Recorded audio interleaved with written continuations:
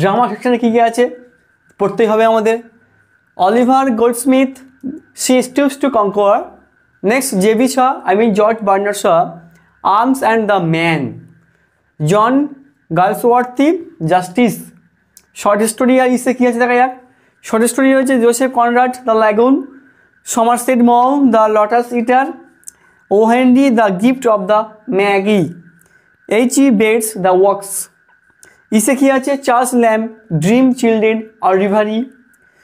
L.A. Hill, principles of good writings.